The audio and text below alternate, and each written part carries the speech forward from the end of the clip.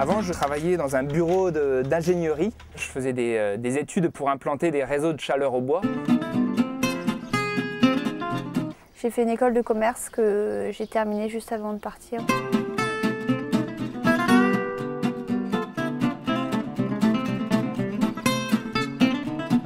On est responsable d'un atelier de tissage de la soie. On tisse de la soie au mètre. Après, avec cette soie au mètre, on peut faire des sacs, on fait plein de petits accessoires, on fait des trousses à bijoux, on fait des cravates.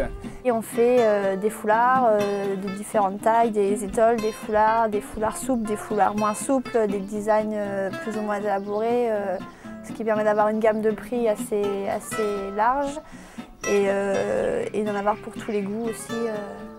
On est spécialisé, si je puis dire, dans les produits grand luxe. Donc on fait des produits, on a toute une gamme qui varie de 15 € à 40 €. On s'est séparé les tâches donc selon nos compétences, nos affinités. Rémi fait plus la gestion comptable et humaine de l'atelier. Je me suis occupé de l'atelier et du magasin pour toutes les ressources humaines, la gestion, la formation des employés. Et Marie travaille pour tout ce qui est création, design, communication, marketing. La soie, ça peut se tisser industriellement. Là, c'est artisanal. C'est 100% soie.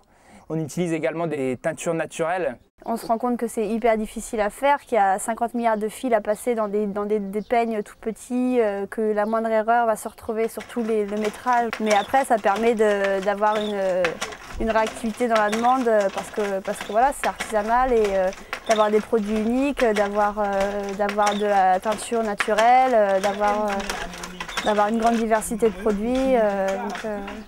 Voilà, c'est artisanal.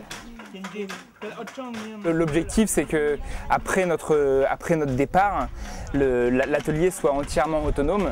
Ça, c'est vraiment le gros challenge. L'objectif vraiment de ce projet, c'est qu'il soit 100% autonome, géré uniquement par des Cambodgiens. Ce produit est labellisé commerce équitable. Et donc on respecte un certain nombre de normes concernant des grilles de salaire, concernant une sécurité sociale, concernant des plans de retraite qui garantissent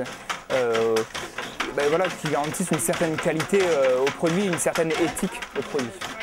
Tous ces avantages sociaux qu'elles ont, c'est aussi en contrepartie d'une rigueur qu'on leur demande. On est assez exigeant sur la qualité du tissage, sur la qualité de la teinture.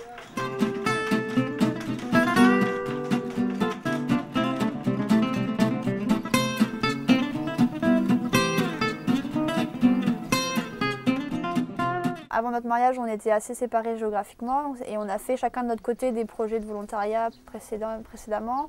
On voulait faire un projet de solidarité à deux. Donc on s'est dit c'est le bon moment pour partir. On est parti un mois après notre mariage. C'était l'occasion ou jamais. Alors ça n'a pas été facile tout le temps parce que voilà, on se connaît, on n'avait pas l'habitude, on a dû apprendre à se connaître ici, dans un pays où les repères spatiaux, temporels, de culture, la langue sont complètement différents de la France, mais ça a été très enrichissant. Après 1 an et demi de vie ici, on se dit, voilà, on est très content de le faire, de l'avoir fait. Qu'est-ce qui fait que nous sommes heureux ici? Je pense que ce sont les Cambodgiens, tout simplement. Ils ont un sens de l'accueil, un sens du sourire, un sens du partage. Ils ont aussi la patience de rencontrer les gens. Ils prennent le temps et c'est ce qui nous rend ici, heureux ici. Les gens prennent beaucoup plus le temps de se parler, de se rencontrer. T'as jamais l'impression de les déranger et j'espère qu'on réussira à garder ça dans notre vie plus tard au retour.